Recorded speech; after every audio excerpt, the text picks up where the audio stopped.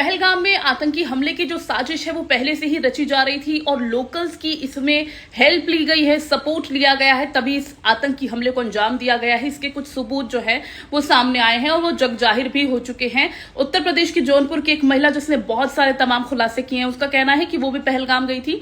एक दिन पहले जो खच्चर वाला जो उसे ऊपर लेकर जा रहा था घुमाने के लिए, उस पर उसे कुछ तरीके का शक हुआ क्योंकि जिस तरह की वो बातें कर रहा था वो अटपटी उसे लगी।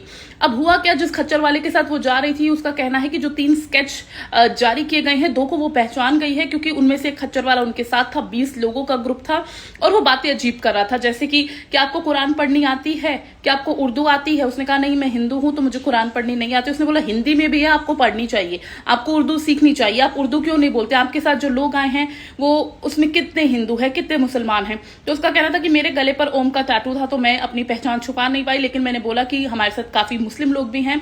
और इसी के साथ उसका कहना था कि उसके पाँव के पास एक फोन था जिस पर फोन बजने के बाद जब वो फोन पर बात करता है तो कहता है 20 लोगों का ग्रुप है, उसे भिजवा रहा हूं। उसकी बातों को लेकर महिला को कुछ सही नहीं लगा तो उसने कहा कि मुझे तो आप छोड़ दीजिए, मैं वापस जाना चाहती हूँ अपने ग्रुप के साथ। उसके समझाने बुझाने के बाद भी महिला नहीं मानी और उसने इशारों इशारों में अपने पति को उसकी फोटो लेने को कहा। उस फोटो को दिखाया भी है उसने कि ये शख्स था, इस पर मुझे शक हुआ क्योंकि ये कह रहा था अमरनाथ अगर आपको जाना हो कभी तो आप मुझे बताइएगा, मैं बिना रजिस्ट्रेशन आपको भिजवा दूंगा। तो महिला का कहना था कि मैं बिना रजिस्ट्रेशन के वहां भला क्यों जाने लगी।